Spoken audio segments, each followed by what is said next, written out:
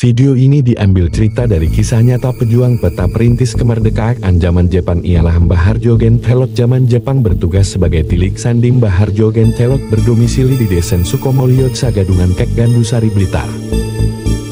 Narasumber Mbah Suro, sekaligus pewaris sejarah tunggal kronologi pejuang yang belum tertulis dalam catatan buku sejarah. Selamat menonton, dan jangan lupa komentar dan subscribe biar kami bisa membangun channel YouTuber kami untuk melestarikan sejarah. 7 pejuang menghantar pejuang Sudanto Supriyadi. Perpisahan yang sebelumnya sudah dirancang rencana bertapa di Gunung Gedang. Siasat ini ditujukan untuk melabui penjajah Jepang. Mbah Harjo Gentelot yang mengatur siasat Komandan Supriyadi bertapa zaman Jepang. Siasat ini ditujukan untuk melabui penjajah Jepang.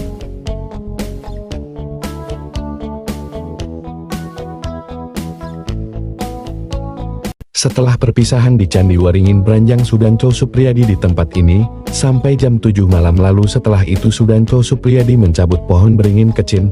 Lalu Sudanto Supriyadi kembali ke Candi Waringin Branjang. Setelah sampai di tempat ini, Sudanto Supriyadi melihat tempat ini sepi, tidak ada satu orang pun. Lalu Sudanto Supriyadi menemui Mbah Harjo Gentelot.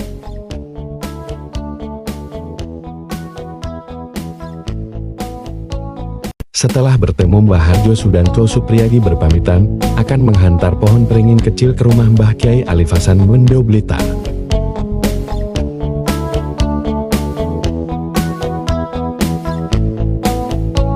Sampainya di rumah Mbah Kyai Alif Hasan ini, Sudanto Supriyadi menemui mbah gurunya. Lalu Mbah Kyai Hasan menyapa, "Ada keperluan apa kamu kesini di sini?" "Masih gawat," Mbah Kyai berkata kepada Sudanto Supriyadi.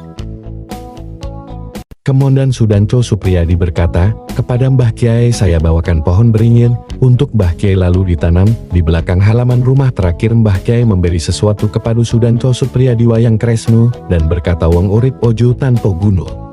Setelah itu Sudanto Supriyadi mengamankan diri di tempat ini di utara Gung Gedang bersama Mbah Harjo. Kadang pergi ke desa Kaulon, ke sana kemari menyamar hingga menjelang Indonesia merdeka.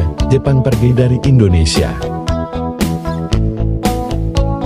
Setelah Indonesia merdeka, Sudanto Supriyadi melihat rumah Mbah Harjo Miyarso di mana waktu itu tertembak dengan memakai baju kompang camping rambut panjang. Warga mengusirnya, dikira Sudanto Supriyadi orang gila. Lalu Sudanto Supriyadi berpamitan kepada Mbah Harjo izin mau ke istana menemui Bung Karno. Setelah bertemu dengan Bung Karno di istana, Sudanto Supriyadi mau diangkat menjadi Menteri Pertahanan.